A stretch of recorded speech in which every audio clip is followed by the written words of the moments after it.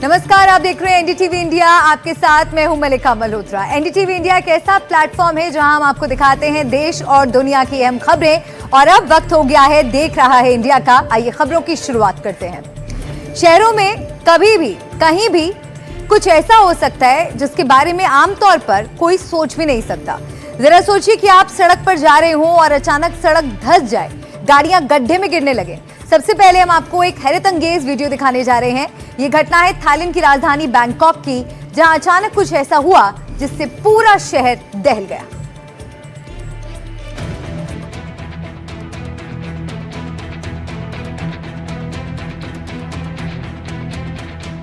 ये तस्वीरें किसी हॉलीवुड फिल्म की नहीं है जिसमें स्पेशल इफेक्ट्स के साथ तबाही के दृश्य दिखाए जा रहे हों।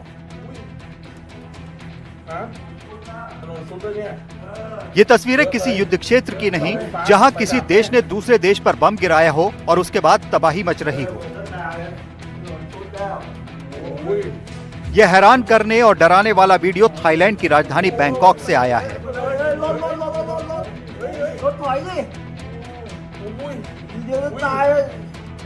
सुबह का वक्त है, सड़कों पर लोग आ जा रहे हैं, गाड़ियां चल रही हैं। अचानक ये सड़क धंसने लगती है। देखते ही देखते एक छोर से दूसरा छोर धंस जाता है। सब कुछ नीचे गिर रहा है, लोग इधर उधर भाग रहे हैं। इन गाड़ियों को देखिए, लोग इन्हें डर के मारे पीछे कर रहे हैं। ये गाड़ी बिल्कुल उस जगह पर खड़ी है जहां 1-2 इंच और जमीन हटती तो सीधे नीचे बनी खाई में चली जाती। गड्ढा बड़ा होता गया और ये सड़क पूरी तरह से कट गई। कार सवार लोगों ने वहां से भागकर किसी तरह अपनी जान बचाई। ये बिजली के खंभे इस धंसती सड़क के साथ नीचे गिरते जा रहे हैं। जो भी इस पर मौजूद है वो नीचे गिर रहा है। यहाँ 5, 10 या 15 नहीं बल्कि करीब 50 मीटर का गड्ढा हो जाता है, यानी कि करीब 10 से 12 मंजिल गहरा। जरा सोचिए, जो शख्स इसमें गिर जाए उसका क्या हो।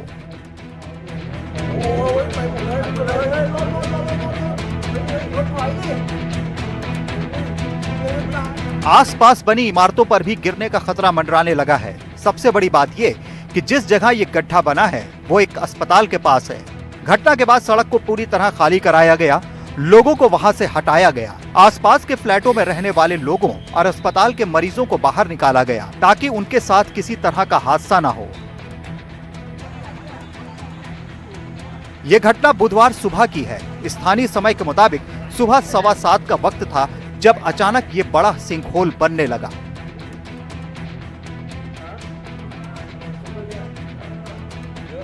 जो सिंकहोल बना है उसके नीचे एक बड़ी पाइपलाइन भी टूट गई है। पानी फुल स्पीड से बाहर आ रहा है। बताया जा रहा है कि इस जगह पर एक नया अंडरग्राउंड रेलवे स्टेशन बन रहा है, जिसके चलते यहाँ काफी काम भी चल रहा है। ये कहा जा रहा है कि टनल के अंदर पानी लीक होने लगा था, जिसका असर ये हुआ कि यहाँ इतना विशालकाय सिंकहोल बन गया। घटना के कई वीडियो सोशल मीडिया पर वायरल हैं, जो इस खौफनाक हादसे की गवाही दे रहे हैं। अस्पताल के सामने करीब 30 मीटर चौड़ा और 50 मीटर गहरा गड्ढा हो गया है। ये सिंकहोल ऐसे समय में बना है जब बैंकॉक में भारी बारिश की आशंका है, क्योंकि आने वाले दिनों में सुपर टाइफून देश में दस्तक देने वाला है। Bureau report, NDTV India. बढ़ते आगे, ताइवान में तबाही मचाने के बाद एक बेहद शक्तिशाली तूफान चीन की ओर बढ़ रहा है। रास्ते में इसने फिलीपींस में तबाही मचाई, हांगकांग में बर्बादी हुई। इसके चलते सैकड़ों उड़ानें रद्द कर दी गईं। तूफान की वजह से आई बाढ़ में अलग अलग जगह कई लोगों की मौत हो चुकी है।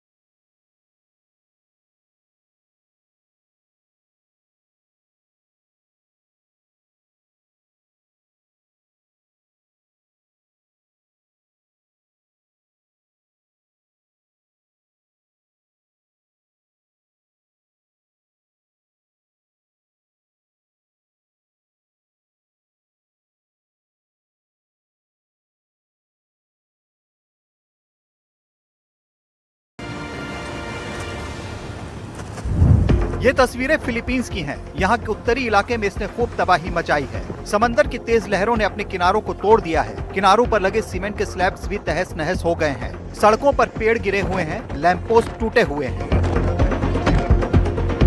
इस तूफान का अगला पड़ाव चीन है। यहाँ शेंजन प्रांत में इसका असर दिखने लगा है। यहाँ समुद्र तट के पास के इलाकों में इसका असर दिख रहा है। लहरें इतनी तेज हैं कि जैसे सब कुछ अपने साथ ले जाने पर आमादा हों। बताया जा रहा है कि ग्वांगडोंग प्रांत में करीब 10 लाख लोगों को सुरक्षित जगहों पर ले जाया गया। इस तूफान का नाम फिलीपीनी शब्द रगासा से लिया गया है। रगासा का मतलब है तेज गति।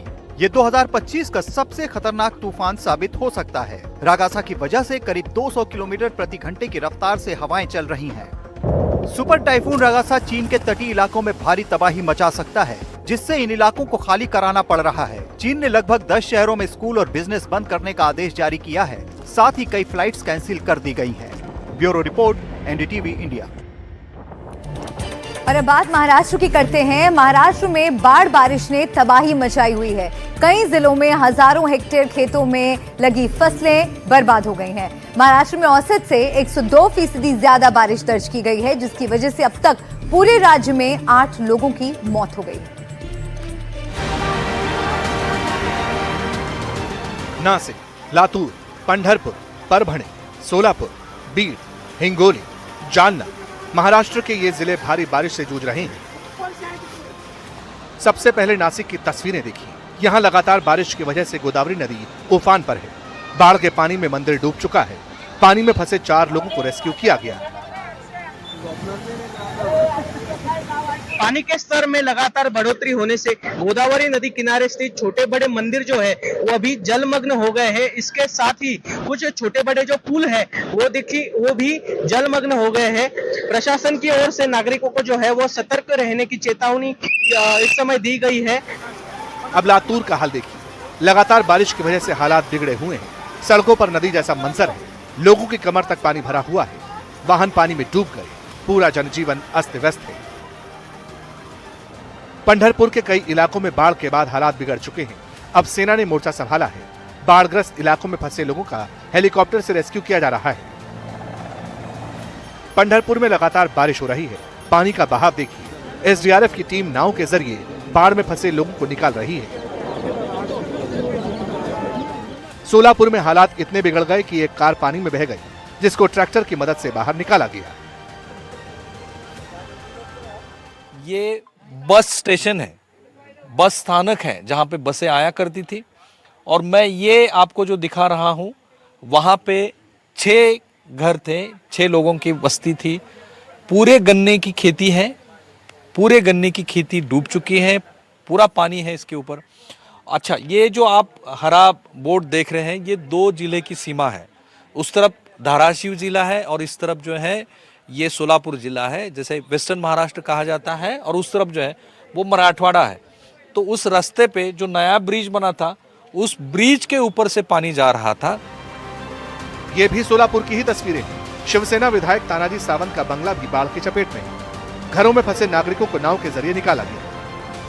तो देखिए, पूरा घर जो है पानी के अंदर है। और ये पीछे किसानों के लिए जो जरूरतमंद चीज़ें होती हैं उसका दुकान है, एक शॉप है जो पूरे पानी के अंदर है। ये बाढ़ की स्थिति कम होने के बाद 24 घंटे के बाद के पिक्चर्स आप देख रहे हैं, जो 24 घंटे के बाद की स्थिति आप देख रहे हैं, तो आप अंदेशा कर सकते हो कि 24 घंटे पहले क्या स्थिति यहाँ पे बनी थी। सोलापुर में बाढ़ से बिगड़े हालात का जायजा लेने के लिए मुख्यमंत्री देवेंद्र फडणवीस पहुंचे। उन्होंने बाढ़ प्रभावित लोगों से मुलाकात की और मदद का भरोसा दिलाया।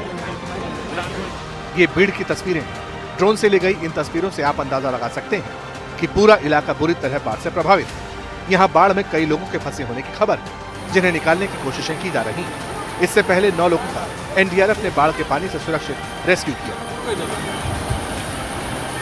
महाराष्ट्र में भारी बारिश की वजह से 8 लोगों की मौत हो चुकी है। लातूर में 3 लोगों की मौत हुई, धाराशिव में 1, बीड में 2 और नांदेड़ में 1 मौत बारिश की वजह से हुई। 6 जगह सड़कें बह गई हैं, 5 जगह पुल बह गए, 327 पक्के मकान गिर गए, 76 निजी और सार्वजनिक संपत्तियों को नुकसान पहुंचा।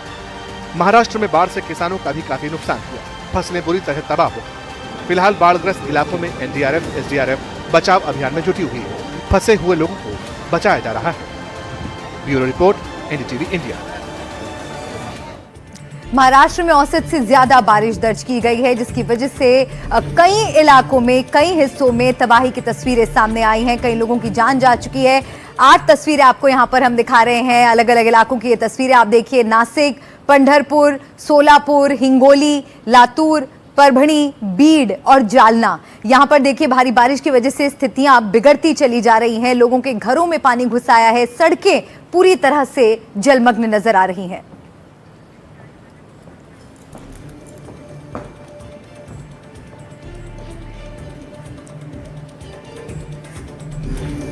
महाराष्ट्र के बाद अब आपको कोलकाता का हाल भी दिखा दें। कोलकाता में मंगलवार को ही भारी बारिश के बाद आज भी हालात बिगड़े हुए हैं। कई इलाकों में पानी भरा हुआ है।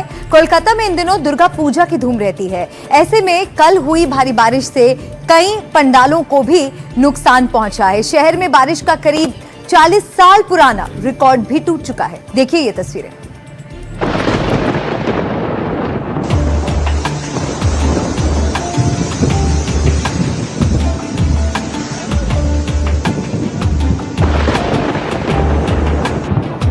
सिटी ऑफ जॉय के नाम से मशहूर कोलकाता में अब सिटी ऑफ फ्लड जैसे हालात बन चुके हैं। इन तस्वीरों को देखिए। कहीं सड़क पर सैलाब आया है तो कहीं दुर्गा पूजा के पंडाल पानी में समा चुके हैं। मूसलाधार बारिश की वजह से हवाई यात्रा बुरी तरह प्रभावित हुई है। 90 से ज्यादा उड़ानें रद्द कर दी गईं और करीब 90 उड़ानों में काफी देरी हुई। मंगलवार को कोलकाता में रिकॉर्ड तोड़ बारिश हुई और इसका असर आज भी सड़कों पर देखा जा रहा है। तस्वीरें हैं कोलकाता के बालीगंज इलाके की। सड़कों पर एक दिन बाद भी घुटने तक पानी जमा है। कई गाड़ियां खराब हो चुकी हैं और बीच सड़क पर ही खड़ी हैं। सड़क पर एक जीप कंपनी की लाल गाड़ी खराब हो गई। बाद में इसे क्रेन से हटाया गया। जहां तक हमारी नजर दौड़ेगी वहां तक हम देख सकते हैं किस तरीके से लबालब पानी है और यहाँ पर किस तरीके से घुटनों तक पानी अभी तक है। 24 घंटा हो चुका है और इसके चलते कई सारे गाड़ी जो है वो खराब होकर इस बीच रास्ते में पड़ा हुआ है। हमने ट्रैफिक ऑफिसर से बात की तो उन्होंने बताया कि सुबह से 20 से ज्यादा गाड़ी यहाँ पर खराब हो चुके हैं। काफी सारे जो लोग दिक्कतों का सामना उन्हें करना पड़ रहा है और यहाँ पर हम देख सकते हैं कि किस तरीके से कई सारे लोग जो है जद्दोजहद करते हुए यहाँ से गुजर रहे हैं। अब आपको बालीगंज इलाके की ही एक और तस्वीर दिखाते हैं। बालीगंज कोलकाता के सबसे पॉश इलाकों में आता है। यहाँ के कई फ्लैट के पार्किंग एरिया और ग्राउंड फ्लोर में पानी भरा हुआ है। लोग इसके लिए सरकार को जिम्मेदार बताते हैं। घरों में जो है पानी भर चुका है। पिछले 24 घंटे में लगातार इस तरीके से पानी भरा रहा। सड़कों से गाड़ी निकालना बहुत ही मुश्किल हो रहा है। खासकर इस पानी में कई सारे प्रॉब्लम जो है हो रहे हैं। अब आपको बताते हैं कि कोलकाता में कैसे कुछ ही घंटों में 2000% ज्यादा बारिश हो गई। कोलकाता में 2263%, दक्षिण 24 परगना में 117%, हावड़ा में 1006%, पूर्वी मेदिनीपुर में 327%, पश्चिमी मेदिनीपुर में 285%, उत्तर 24 परगना में 857% और हुगली में 101% औसत से ज्यादा बारिश हुई। दुर्गा पूजा का सीजन है। कोलकाता समेत पूरे पश्चिम बंगाल में जबरदस्त रौनक रहती है, लेकिन बारिश का ऐसा कहर टूटा है कि कई पंडाल पानी पानी हो गए। जरा देखिए यहाँ का मंजर, जिस तरीके से कारीगरी से इसका सजावट किया गया था, सब कुछ तहस नहस हो चुका है। पानी लबालब भरा हुआ है। जिसने भी यहाँ पर मटके की जरिए जो यहाँ पर सजावट की गई थी, जितने भी पेंटिंग्स किया गया था, सब कुछ तहस नहस हो चुका है। दुर्गा पूजा शुरू हो चुका है। इसमें कई सारे दिक्कत उन्हें उठाना पड़ रहा है। आइए उनसे बात करते। देखिए आज तो जो है दुर्गा पूजा शुरू हो चुका है, नवरात्रि हो गया है, शायद आप उद्घाटन करने वाले थे इस पूजा पंडाल की। क्या स्थिति है यहाँ की? आज हम लोग का आज ही उद्बोधन होने का बात था। ठीक था, आज ही उद्बोधन होगा, लेकिन परिस्थिति आप लोग देख रहे हैं कैसा परिस्थिति है। परिस्थिति बहुत शोचनीय है, बहुत ख़राब परिस्थिति है। इसलिए हम लोग कोशिश कर रहे हैं आज उद्बोधन करने के लिए। आप दिखाया आप कैसे हम लोग पाम का थ्रू से हम जल निकालने का प्रस्तुत कर रहा है, कोशिश कर रहा है। रिकॉर्ड तोड़ बारिश से कोलकाता के प्रसिद्ध श्रीभूमि स्पोर्टिंग क्लब पूजा पंडाल को भी नुकसान पहुंचा। बंगाल के मंत्री सुजीत बोस इस पंडाल से जुड़े हुए हैं। यहां तक पहुंचने वाली कुछ गलियों में अब भी पानी भरा हुआ है। वहीं बारिश के बाद शहर के बिगड़े हालातों पर सियासत शुरू हो गई है। कोलकाता और आसपास के इलाकों में अब तक कुल 10 लोगों की मौत हो चुकी है। इसमें से 8 मौतें करंट से हुई, जहां पीड़ित शहर के अलग अलग जलमग्न इलाकों में पानी के नीचे नंगे बिजली के तारों के संपर्क में आ गए। सीएम ममता बनर्जी ने इन दुर्घटनाओं के लिए संजीव गोयनका के स्वामित्व वाली निजी बिजली उत्पादन सह वितरण कंपनी CESC लिमिटेड को जिम्मेदार ठहराया है। उन्होंने कहा है कि अगर कंपनी ने अपने बुनियादी ढांचे पर ध्यान दिया होता तो इन मौतों को टाला जा सकता था। वहीं पश्चिम बंगाल विधानसभा में विपक्ष के नेता शुभेंदु अधिकारी और बीजेपी के आईटी सेल प्रमुख अमित मालवीय ने इन मौतों के लिए ममता सरकार को जिम्मेदार बताया। उन्होंने कहा, ममता सरकार ने मौसम की पूर्व चेतावनी और पूर्वानुमान को नजरअंदाज कर दिया। कोलकाता में बारिश से बुरा हाल, कई लोगों की जान भी चली गई। त्योहारों के सीजन में लोगों को सिर्फ परेशानियों का सामना करना पड़ रहा है और बढ़ती राजनीतिक गहमागहमी में आम लोगों की समस्याओं का हल दूर दूर तक दिखाई नहीं दे रहा। Bureau report, NDTV India. और इस वक्त की एक बड़ी खबर आपको बता दें, लद्दाख में हुई हिंसा को लेकर बीजेपी नेता अमित मालवीय ने कांग्रेस पर निशाना साधा है। उन्होंने हिंसा के कुछ वीडियोस और फोटो ट्वीट करके कहा है, लद्दाख में दंगा कर रहा ये व्यक्ति फुनसोक स्टेंजिन स्पगाग है, जो अपर ले वार्ड का कांग्रेस पार्षद है। उन्हें साफ तौर पर भीड़ को उकसाने और हिंसा में भाग लेते देखा जा सकता है।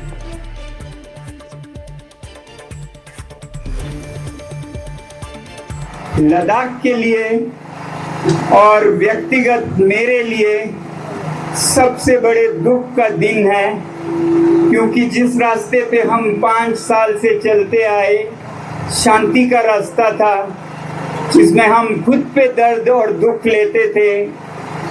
5 बार अनशन किया, ले से दिल्ली तक चल के गए, मगर आज हमारे शांति के पैगाम को असफल होते देख रहे हैं। मैं अपील करना चाहता हूं युवा पीढ़ी से कि वो अपना ये रोक दे, और अपील करता चाहता हूं एडमिनिस्ट्रेशन से भी कि वो गोलाबारी रोक दे। अगर हमारे युवा पीढ़ी को ये दर्द है, दुख है कि हम अनशन पे हैं, कल 2 लोग अस्पताल गए, अगले दिनों में क्या होगा, तो हम आज से अपना अनशन तोड़ रहे हैं, इसे रोक रहे हैं, और हम अब चाहते हैं कि एडमिनिस्ट्रेशन भी अपना ये दबाव रोक दे और युवा भी अपना ये हिंसा रोक दें। यही हमारी अपील है। आइए आगे बढ़ते हैं, अगली खबर का रुख करेंगे। यूपी के बहराइच में एक बार फिर भेड़िए का आतंक लौट आया है। बीते 2 महीनों में 3 लोगों की मौत हो चुकी है, और अगर पिछले 2 दिनों की बात करें तो 5 लोगों पर हमला हो चुका है। भेड़िए की तलाश की जा रही है। ये जंगली जानवर भेड़िया है या कुछ और, इसको लेकर अभी संशय बना हुआ है।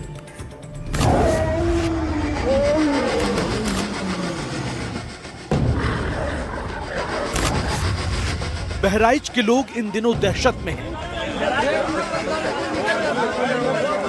ये दहशत है भेड़िए की, जो बीते 2 महीने लोगों पर हमले कर रहा है।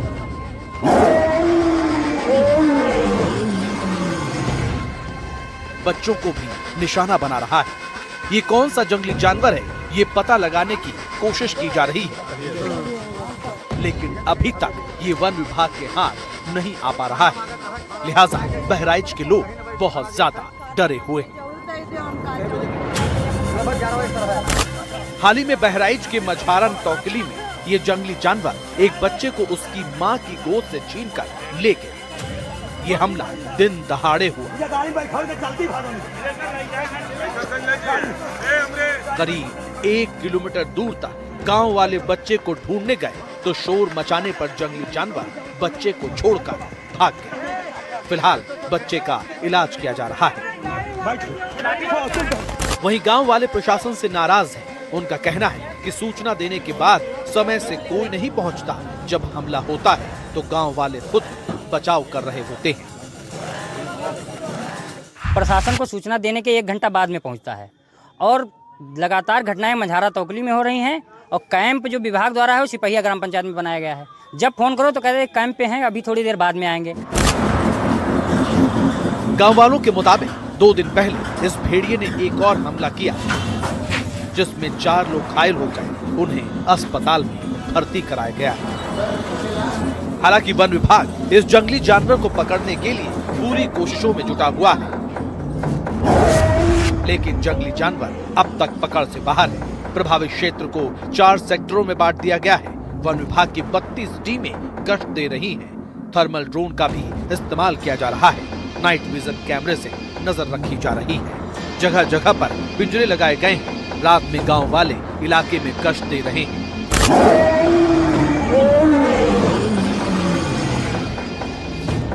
इस जानवर का आतंक 2 महीने से चल रहा है। गांव वाले इसे भेड़िया कह रहे हैं। अब तक वन विभाग की पकड़ में ये जानवर नहीं आ पाया है। यहाँ तक कि ये भी पता नहीं लग पाया है कि ये कौन सा जानवर है और दिखता कैसा है। इसे लेकर भी लोग वन विभाग की टीम से नाराज हैं। उनका कहना है कि इस मामले को गंभीरता से नहीं लिया जा रहा है। ये जो फॉरेस्ट विभाग की टीम जो ड्रोन कैमरा लिए टहल रहे हैं, ये बिल्कुल पूरी तरह फेल है। ये आज तक अभी यही नहीं कंफर्म कर पाए हैं कि तेंदुआ है कि फिशकैट है कि भेड़िया है। भेड़िया कभी दिन में इतनी हिम्मत नहीं करेगा कि बच्चों को गोदी से खींच ले जाए।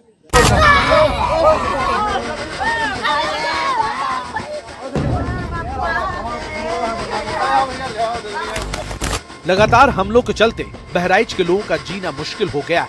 लोग रात को पहरा देने को मजबूर हैं। दिन में भी बच्चे घर के बाहर नहीं निकल पा रहे हैं।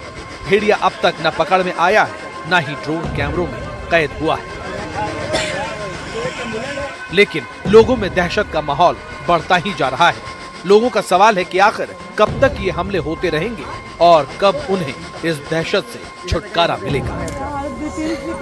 अब वो खाना मांगत रहा, खाना मतलब नहीं। Bureau report, NDTV India.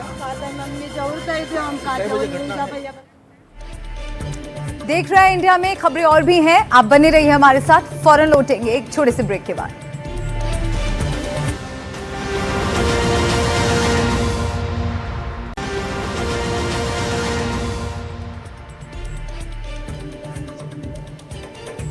देख रहे हैं इंडिया में, एक बार फिर से आपका स्वागत है। आइए आगे बढ़ते हैं और अब खबर दिल्ली से है। दिल्ली के एक नामी आश्रम में चल रहे एक शर्मनाक खेल का पर्दाफाश हुआ है। आश्रम चलाने वाले स्वामी चैत्यानंद पर गंभीर आरोप लगे हैं। आश्रम में पढ़ने वाली कुछ लड़कियों ने आरोप लगाया है कि बाबा उनके साथ गंदी हरकतें करता था, छेड़छाड़ करता था। फिलहाल आरोपी बाबा फरार है, लेकिन इस केस में एक के बाद एक नई बातें सामने आ रही हैं जो झकझोर देने वाली हैं। ये सामने आ रहा है कि इस बाबा पर पहले भी कई आरोप लगे हैं। ये शख्स अपने नाम के आगे स्वामी लगाता है, लेकिन काम ऐसे कि सिर शर्म से झुक जाए। इसका नाम है स्वामी चैतन्यानंद सरस्वती। ये दिल्ली के एक नामी आश्रम का संचालक था। फिलहाल करीब 1.5 महीने से ये फरार है। इस पर आरोप गंभीर हैं। पुलिस के पास कुल 32 छात्राओं ने बयान दर्ज कराए हैं। इनमें से 17 छात्राओं ने चैतन्यानंद पर गंभीर आरोप लगाए हैं। बाबा पर छेड़छाड़ के आरोप लगे हैं। बताया जा रहा है कि आरोपी स्वामी ने उनसे अश्लील भाषा का इस्तेमाल किया, लड़कियों को आपत्तिजनक संदेश भेजे जाते, जबरन शारीरिक संपर्क बनाने की कोशिश की भी बात है। मामला दिल्ली के पौष इलाके बसंत कुंज के एक नामी आश्रम का है। बाबा पर वो आरोप है कि वो लड़कियों को तरह तरह के झांसे देता, उन्हें धमकियां देता। बाबा की अश्लील चैट सामने आई है, जिसमें वो लड़कियों से कह रहा है कि मेरे कमरे में आ जाओ, तुमको मैं विदेश ले चलूंगा और तुमको कोई खर्च भी नहीं करना होगा। अगर मेरी बात नहीं मानी तो मैं तुम्हें फेल कर दूंगा। बाबा के साथ स्टाफ की 3 वार्डन भी आरोपी हैं। बताया जा रहा है कि ये महिलाएं लड़कियों को धमकाती थीं और उनकी व्हाट्सएप चैट डिलीट करवाती थीं। पुलिस ने 50 से ज्यादा छात्राओं के मोबाइल फोन की जांच करवाई। सभी डिवाइस में मोबाइल चैट डिलीट मिले। बताया जा रहा है कि छात्राएं EWS स्कॉलरशिप पर पोस्ट ग्रेजुएट डिप्लोमा कर रही थीं। बाबा चैतन्यानंद लड़कियों को व्हाट्सएप पर मैसेज करके बुलाता था। अगर लड़कियां नहीं आती थी तो एग्जाम में उनके नंबर काटने और फेल करने की धमकी देता था। यहाँ पर कोई बात करने को तैयार नहीं है, लेकिन संस्थान की ओर से एक बयान जारी किया गया है और कहा गया है कि स्वामी को इस पीठ से निकाल दिया गया है। उसका जो असली नाम है वो डॉक्टर पार्थ सारथी है, लेकिन लंबे समय से वो यहाँ पर रहकर लड़कियों को पढ़ा रहा था और लड़कियों पर ये दबाव बनाया कि वो उनके साथ में जो भी हो रहा है वो कहीं बाहर ना बताएं, नहीं तो इसका जो अंजाम है वो भुगतना होगा। बाबा के फर्जीवाड़े का एक बड़ा सबूत ये वोल्वो कार है। पुलिस ने स्वामी चैतन्यानंद सरस्वती की तलाश में जब घर पर छापेमारी की तो वहां बेसमेंट में एक वोल्वो कार खड़ी मिली। इस कार पर फर्जी डिप्लोमेटिक नंबर प्लेट लगी हुई मिली। बाबा की वोल्वो कार किसी और के नाम से रजिस्टर्ड बताई जा रही है। ये कहा जा रहा है कि स्वामी चैतन्यानंद अपनी वोल्वो गाड़ी में कई डिप्लोमेटिक नंबर प्लेट का इस्तेमाल करता था। जब दिल्ली पुलिस की टीम उस आश्रम में पहुंचती है तो वहां से मेरे ठीक पीछे आप जो ये गाड़ी देख पाएंगे वॉल्वो कार, इससे पुलिस को वहां पर पार्किंग के दौरान मिलती है और फिलहाल इस गाड़ी को दिल्ली पुलिस ने सीज कर दिया है और थाने में ये गाड़ी खड़ी हुई है। आपको ये भी बता दें कि इस गाड़ी का जो नंबर प्लेट है वो एक फर्जी था और पार्किंग में ये गाड़ी वहां पर खड़ी हुई थी और फर्जी नंबर प्लेट जिसका नंबर 39 UN वो इस गाड़ी पर लगा हुआ था और रसूख दिखाने के लिए जो आरोपी चैतन्यानंद सरस्वती है वो इस गाड़ी का इस्तेमाल कर रहा था। और बाबा का पता लगाने के लिए राजस्थान, दिल्ली, हरियाणा, यूपी, उत्तराखंड समेत कई राज्यों में छापेमारी की गई है। खबरों के मुताबिक उसकी लास्ट लोकेशन आगरा मिली थी। बाबा के खिलाफ दिल्ली पुलिस ने धोखाधड़ी का केस भी दर्ज कर लिया है। अब तक उसके खिलाफ कुल 5 केस दर्ज हो चुके हैं। पहला 2009 में डिफेंस कॉलोनी थाने में मामला छेड़खानी का था। दूसरा 2016 में बसंत कुंज नॉर्थ थाने में आश्रम की एक लड़की ने छेड़खानी की शिकायत दर्ज कराई थी। इसी साल अगस्त में 17 लड़कियों ने शिकायत दर्ज कराई। अगस्त में ही कार में फर्जी नंबर प्लेट लगाने का केस दर्ज हुआ। 5वां केस मठ की शिकायत पर हुआ। मठ पर कब्जा करने के आरोप में धोखाधड़ी का मामला है। फिलहाल बाबा फरार है। पुलिस के मुताबिक अगस्त में शिकायत मिली थी। संस्थान के बाकी लोगों से भी बयान लिए जा रहे हैं। PSV के नॉर्थ में एक कंप्लेंट आई थी सेक्सुअल हरासमेंट की। कुछ फीमेल छात्राएं जो कि PGDM कोर्स परस्यू कर रही हैं Shri Sharada institute of Indian management में, उन्होंने अपनी जब कंप्लेंट दी तो एक FIR दर्ज की गई उपयुक्त सेक्शंस में BNS के और इन्वेस्टिगेशन ऑनगोइंग है। वॉल्वो गाड़ी है और वो बेसमेंट में मिली थी सर्च के दौरान और उसमें एक फेक नंबर प्लेट भी UN का लगा गया था और उस पर अप्रोप्रिएट सेक्शंस ऑफ लॉ में केस दर्ज किया गया। अब आपको इस बाबा का पुराना इतिहास बताते हैं। दिल्ली पुलिस से जुड़े सूत्रों के मुताबिक आरोपी बाबा चैतन्यानंद ओडिशा का रहने वाला है। वो इस आश्रम में बीते 12 साल से रह रहा था। बाबा के बारे में कहा जा रहा है कि ये सीरियल ऑफेंडर है। पुलिस ने CCTV फुटेज कब्जे में लिए हैं और संस्थान से मिले हार्ड डिस्क को भी FSL जांच के लिए भेज दिया है। वहीं 16 पीड़िताओं के बयान पटियाला हाउस कोर्ट में भी दर्ज कराए हैं। बाबा के लिए लुकआउट सर्कुलर भी खुलवा दिया गया है जिससे वो विदेश न भागने पाए।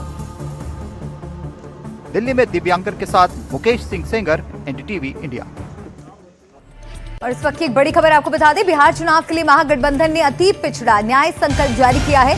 इसमें SC/ST कानून की तर्ज पर अति पिछड़ों के लिए कानून लाने का वादा किया गया है। इस मौके पर राहुल गांधी ने कहा कि वो 50% आरक्षण की दीवार को गिरा देंगे।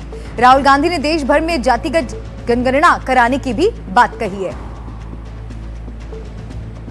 सामाजिक न्याय की हम सब बात करते हैं। लोकसभा में मैंने नरेंद्र मोदी जी के सामने 2 बातें कही। पहली बात कि पूरे देश में जाति जनगणना होगा और दूसरी बात जो 50% की रिजर्वेशन की दीवार बना रखी है इसको हम तोड़ के फेंक देंगे। बढ़ते आगे अगली खबर की ओर। सूरत के एक अस्पताल में आसाराम के कुछ भक्तों ने गेट पर उसकी तस्वीर रखकर आरती उतारी। आरती के दौरान मंत्रोच्चार और भजन भी गाए। इस आयोजन में अस्पताल के डॉक्टर समेत कुछ ऑन ड्यूटी अधिकारी भी शामिल हुए।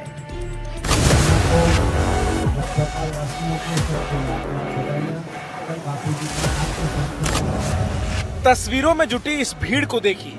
ये भीड़ किसी मंदिर में भगवान के दर्शन के लिए नहीं जुटी है, बल्कि रेप के दोषी आसाराम की पूजा के लिए सूरत में जमा हुए हैं। रेप दोषी आसाराम फिलहाल जेल में आजीवन कारावास की सजा काट रहा है। अदालत ने उसे दोषी मानकर सजा दी है, लेकिन उनके भक्त अब भी शायद ये बात मानने के लिए तैयार नहीं हैं। सूरत के न्यू सिविल अस्पताल में आसाराम की भक्ति का मामला सामने आया है। कुछ लोगों ने आसाराम की तस्वीर अस्पताल के स्टेम सेल भवन की गेट पर रखकर पूजा अर्चना की। हैरान करने वाली बात यह है कि इस मामले में शिशु रोग विभाग की डॉक्टर जिगीशा पटादिया, नर्स और सुरक्षा कर्मचारी भी शामिल हुए। सूरत सिविल अस्पताल के अधीक्षक से जब नवरात्रि के दौरान देवी के बजाय किसी और की पूजा के बारे में पूछा गया तो उन्होंने इस बारे में कोई भी जानकारी होने से इनकार कर दिया। उन्होंने कहा कि अस्पताल परिसर में आसाराम की पूजा के लिए उनसे परमिशन नहीं ली गई। आशीर्वाद स्थान कहे जाने वाले न्यू सिविल अस्पताल का ये मामला 22 सितंबर का है। यहाँ आसाराम के कुछ भक्तों ने गेट पर एक तस्वीर रखकर उसकी आरती उतारी। आरती के दौरान मंत्रोच्चार और भजन भी गाए।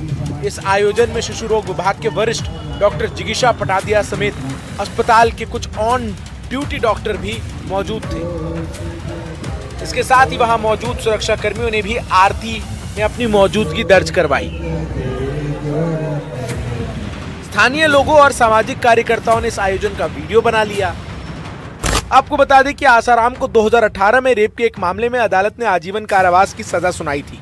साल 2023 में गांधीनगर की एक अदालत ने भी उन्हें सूरत की एक महिला के साथ रेप के मामले में आजीवन कारावास की सजा सुनाई थी।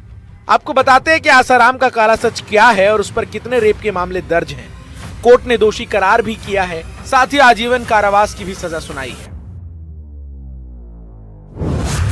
2013 यौन उत्पीड़न का मामला दर्ज, नाबालिग का यौन उत्पीड़न किया। 2018 आजीवन कारावास की सजा। 2023 महिला के साथ रेप के मामले में सजा। 2025 जोधपुर की अदालत ने दोषी ठहराया। अवैध अतिक्रमण, गवाह से छेड़छाड़ जैसे आरोप भी।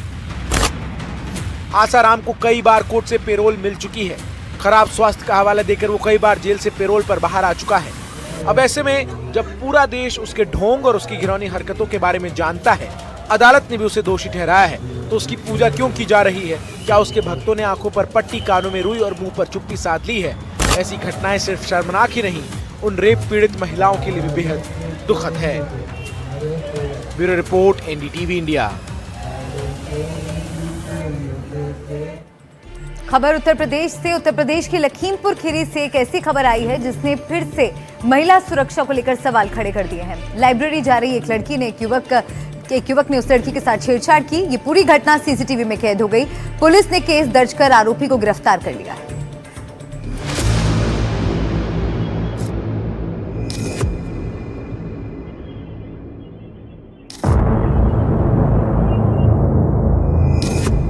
ये वीडियो लखीमपुर खीरी का है।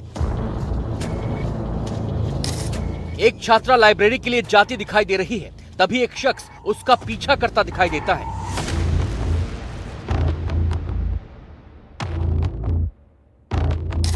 जैसे ही लड़की लाइब्रेरी के अंदर घुसती है, वो शख्स तेजी से दौड़ता है और उस लड़की से छेड़छाड़ करता है। लड़की चीखकर अंदर की तरफ भागती है, लाइब्रेरी संचालक के पास जाती है और बताती है कि एक लड़का छेड़छाड़ कर रहा है। लेकिन आरोपी यही नहीं रुकता, वो लाइब्रेरी के अंदर तक आ जाता है और फिर से छात्रा को परेशान करने की कोशिश करता है। लाइब्रेरी संचालक उस शख्स को फटकार लगाकर छात्रा को बचा लेता है। वीडियो में सुनाई दे रहा है कि वो लड़की परेशान होकर कहती है, मैं अभी पुलिस को फोन करती हूँ। लेकिन उस आरोपी के चेहरे पर कोई डर नहीं दिखता, उसके हौसले बुलंद हैं। ये पूरी घटना सीसीटीवी में कैद हो गई और अब सोशल मीडिया पर वायरल हो रही है। वीडियो में दिखाई दे रहा है आरोपी युवक कुछ देर तक लाइब्रेरी के बाहर घूमता रहा और फिर वहां से चला गया। आरोपी का नाम अमन उर्फ शाहबाज बताया जा रहा है। छात्रा के परिजनों की शिकायत के आधार पर उस युवक के खिलाफ केस दर्ज किया गया। पुलिस ने एक्शन लेते हुए आरोपी को गिरफ्तार कर लिया है। हाल ही में आगरा में सरेराह एक लड़की से छेड़छाड़ हुई थी, जब जबरन उसे गाड़ी में घसीटा जा रहा था। और अब लखीमपुर खीरी की एक घटना। यूपी में आए दिन छेड़छाड़ की होती घटनाओं से फिर से महिला सुरक्षा को लेकर सवाल उठने लगे हैं। Bureau report, NDTV India. Himachal Pradesh के चंबा जिले में रामलीला के दौरान राजा दशरथ का किरदार निभा रहे कलाकार की स्टेज पर ही मौत हो गई। वो 23 सालों से रामलीला में राजा दशरथ और रावण का किरदार निभा रहे थे, लेकिन डायलॉग बोलते वक्त उनकी सांसें थम गईं और उन्हें बचाया नहीं जा सका। ये घटना कैमरे में भी कैद हो गई।